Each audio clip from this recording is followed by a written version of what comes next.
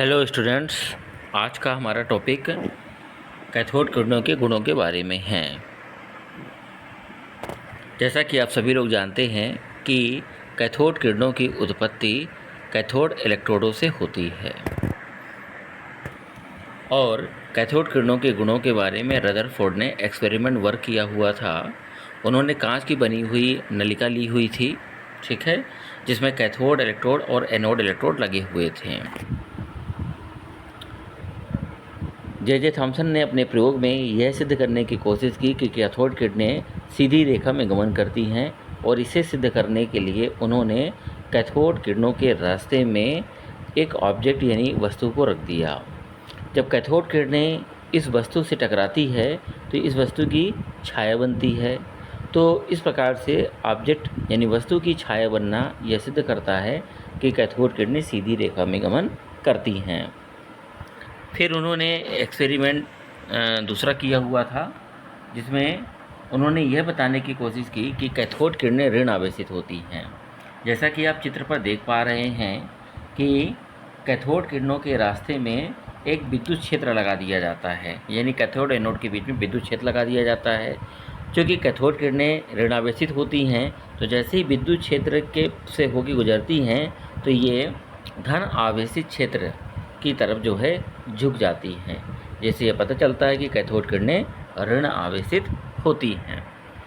Cathode किरणों का जो तीसरा गुण होता है वह होता है कि कैथोड किरणों में यांत्रिकी प्रभाव पाया जाता है। ओके, जैसे उन्होंने अपने प्रयोग में कैथोड किरणों के मार्गों में एक छेपड़ी पहिया रख दिया, ठीक है, और जब कैथोड किरणें इस एक छेपड़ी पहिए से टकराती है तो पहिया घूमने लगता है, जिससे पता चलता है कि कैथोड किरणों में यांत्रिकी प्रभाव भी पाया जाता है। चौथा जो गुण होता है कि इसमें प्रतिदीप्ति गुण पाया जाता है। अब प्रतिदीप्ति गुण क्या होता है? प्रतिदीप्ति गुण जैसे कैथोड किरणों का जब फ्लो होता है तो वह कांच की दीवारों से टकराता है और टकराता है तो कुछ प्रकाश उत्पन्न होते हैं, ठीक है। तो इसी प्रोसेस को अपन क्या कहते हैं? प्रतिदीप्ति गुण कहते हैं। फिर कैथोड किरणों में आयोनाइजेशन प्रॉपर्टीज भी पाई जाती है, यानी आयनन गुण भी पाया जाता है। जैसे आप यहाँ पर देखिए कि यदि कोई भी मॉलिक्यूल है XYZ, जैसे मानिए हमने H2 अणु लिया और कैथोड किरणों को H2 अणु से गुजारा पास किया, तो अगर H2 अणु जो है ना, H2 अणु का आयोनाइजेशन हो जाए या H2 तो पॉजिटिव चार्ज में कन्वर्ट हो जाएगा।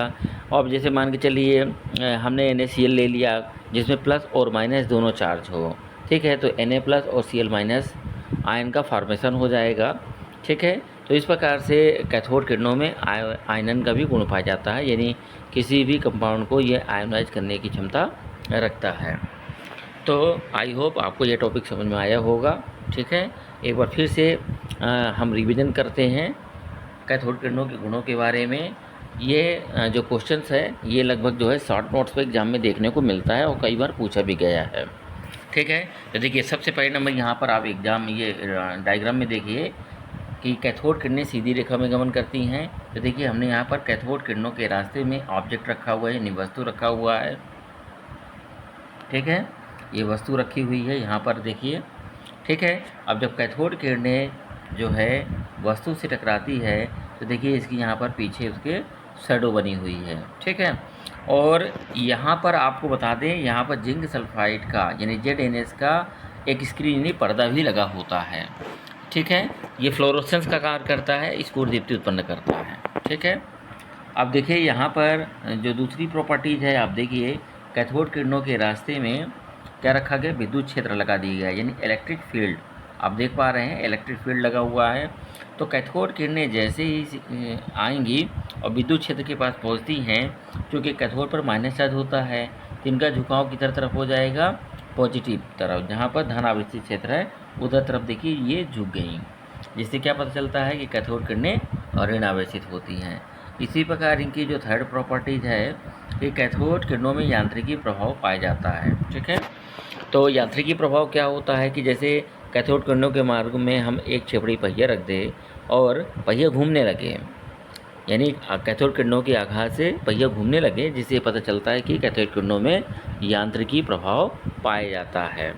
इसी प्रकार प्रतिदीप्ति गुण भी पाया जाता है। कैथोड किरणें कांच की नली की दीवारों से टकराती हैं, ठीक है, और उस टकराने के फलस्वरूप उसमें प्रतिदीप्ति गुण उत्पन्न होते हैं।